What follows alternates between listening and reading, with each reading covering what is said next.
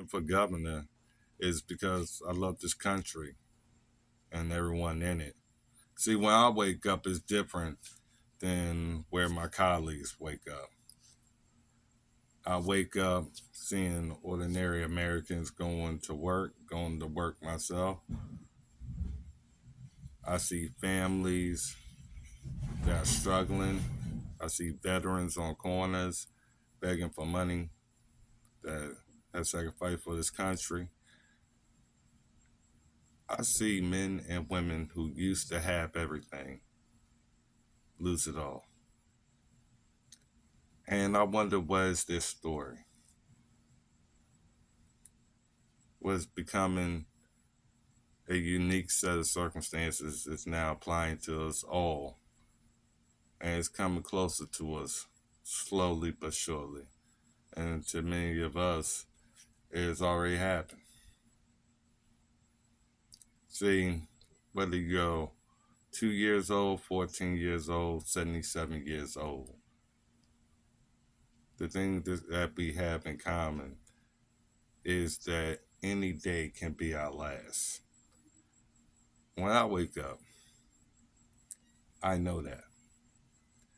When I wake up, I feel blessed at the opportunity to change that. And I could say the reason why I'm running for governor of Virginia because God continues to bless me, not to look at what somebody looks like, um, judge them, or spend time on how they dress or who they are, um, that they give to the public compared to what you see from the inside. And I can see from all walks of life, money changes you, greed changes you, not being humble changes you. That's what corruption wants. And for me to continue to fight that corruption and stand against it through all odds, the price to pay is a life sentence. Because our deaths is unknown, it's not guaranteed, nor does God give us a hint. The only thing we can think of is what goes through our minds. And we hope that our judgment and our mental state is clear, that we, for the rest of our lives, is considered good people to most people. And our reputation, who we are, is not stained. And it's becoming more stained. People are losing more credibility than they had before. We're seeing people who have climbed the highest mountains falling from those mountains. Because it's about time people see each other for who they are. A coward's a coward, a patriot's a patriot. A gay man's a gay man, a trans is a trans. The fact is, on any given day, it can't be our last.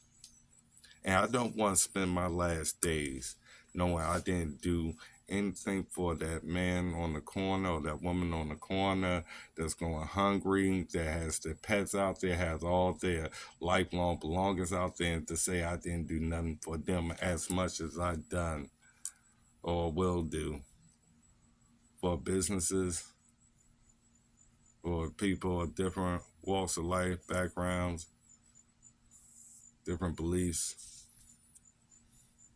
But the fact is, we don't have to harm each other. We don't have to kill each other to have this conversation. Nor do we have to feel that a public body should handle what's in the family.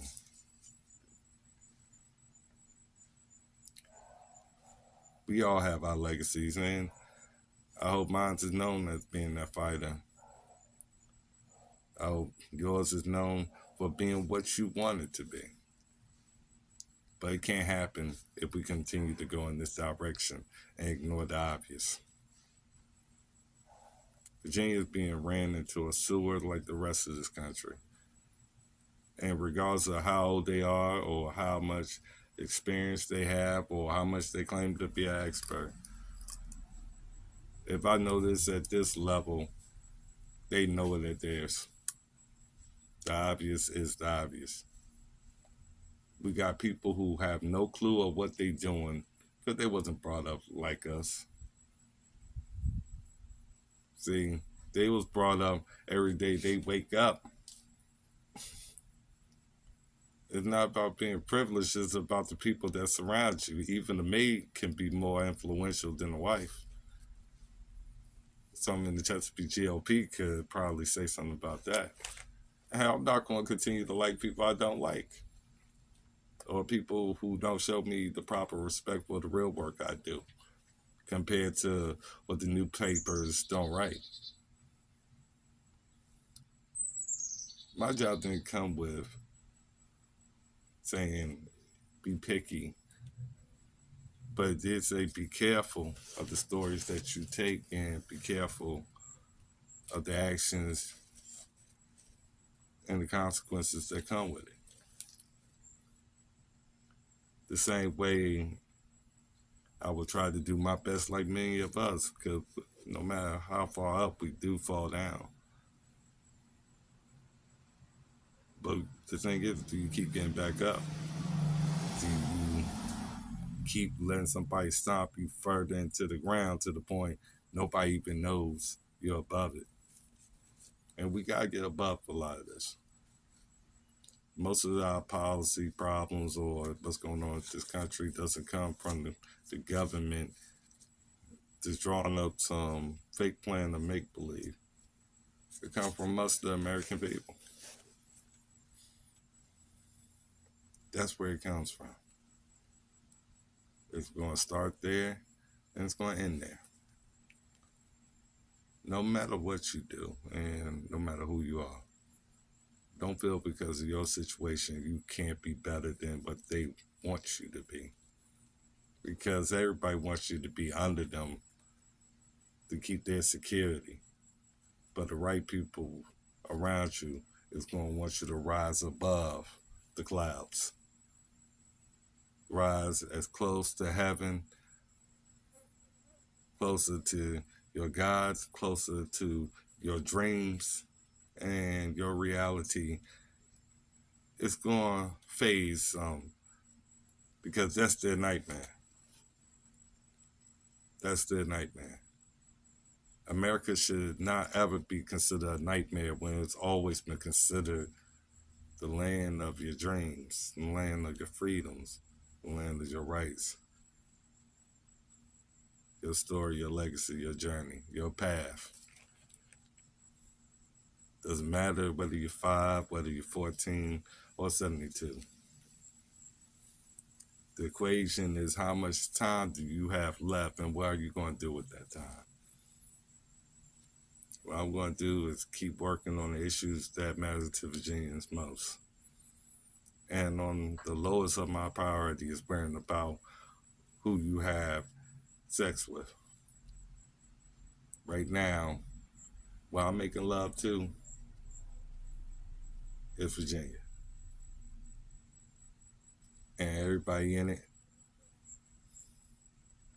And giving everybody a smile and giving everybody true belief